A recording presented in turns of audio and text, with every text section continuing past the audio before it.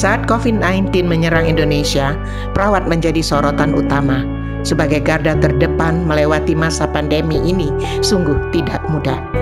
Jam kerja yang padat dan kurangnya jam tidur sering menjadi sorotan berita-berita Indonesia. Namun, sadarkah kalian, tidak hanya persoalan fisik yang menjadi masalah utama bagi mereka, ya, tekanan psikis juga kerap menjadi masalahnya. Profesionalitas tidak menurunkan rasa cemas bagi perawat. Selayaknya manusia biasa, rasa takut terinfeksi COVID-19 normal dirasakan.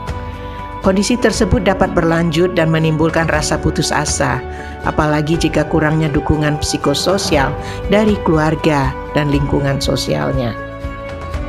Tingginya potensi untuk menularkan kepada orang terdekat menjadi masalah selanjutnya. Ketidakpastian menghadapi virus yang tak kasat mata membuat mereka ragu untuk berdekatan dengan orang-orang tercinta.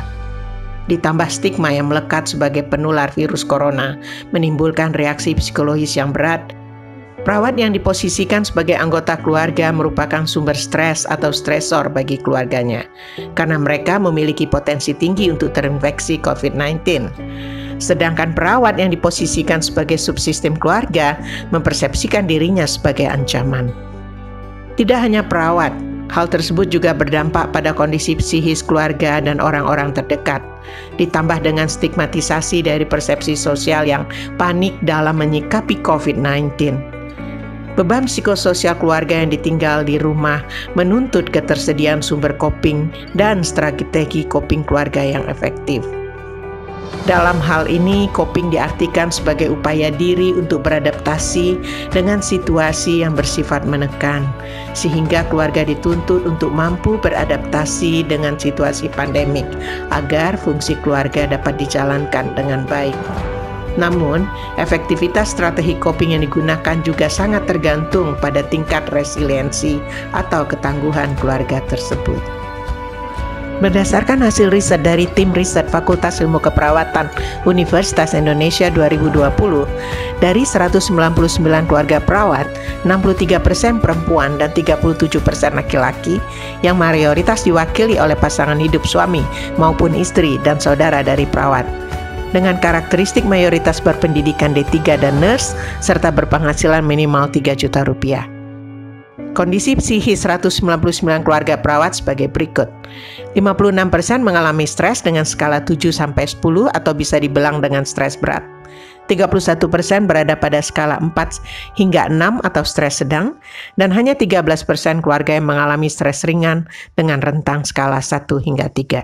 Ada 5 strategi coping keluarga. 1. Mencari dukungan spiritual. 2. Menggerakkan keluarga untuk memperoleh dukungan. 3. Merangkai makna atau reframing dari suatu kejadian hidup. 4. Mencari dukungan sosial. 5. Membuat penilaian pasif dengan menunjukkan perilaku yang tidak peduli atau mengabaikan. Yang paling sering digunakan adalah nomor 1, 2, dan 3. Yang paling jarang digunakan adalah nomor 4 dan 5. Perlu juga diingat bahwa keengganan mencari dukungan sosial dapat diakibatkan dari potensi stigmatisasi lingkungan sosial.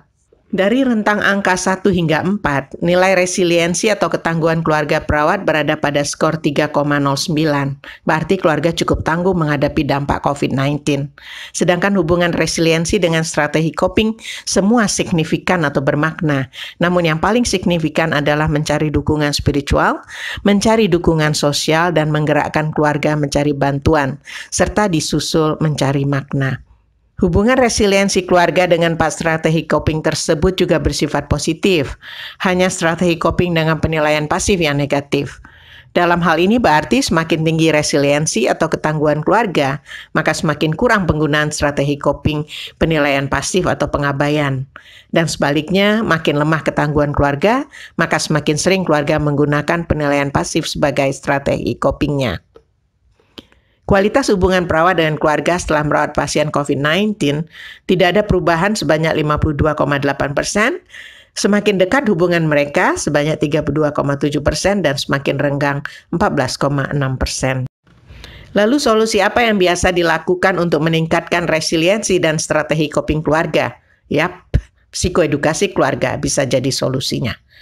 Psikoedukasi keluarga atau family psychoeducation merupakan intervensi keperawatan jiwa berbasis bukti, terdiri dari strategi edukasi, suportif, kognitif, dan perilaku yang mencakup 5 komponen, yaitu pengetahuan, keterampilan, emosi, proses keluarga, dan sosial. Resiliensi dan strategi coping yang baik akan meningkatkan kemampuan keluarga menjalankan tugas kesehatan keluarga. Tugas kesehatan keluarga terdiri dari mengenal masalah, memutuskan penyelesaian masalah, melakukan intervensi, memodifikasi lingkungan, dan yang terakhir adalah menggunakan pelayanan kesehatan yang tersedia dan memberdayakan komunitas untuk memberikan dukungan kepada keluarga. Psikoedukasi pada keluarga perawat yang merawat pasien dengan COVID-19 bertujuan untuk memahami masalah atau tantangan yang dihadapi keluarga dan tiap anggotanya, memahami tantangan diri sendiri yang berhubungan dengan masalah anggota keluarga yang lain, mengelola stres, mengelola beban keluarga, dan memanfaatkan sumber yang tersedia di komunitas. Video ini menggambarkan betapa pentingnya memiliki keluarga yang resilient atau tangguh dan strategi coping yang efektif.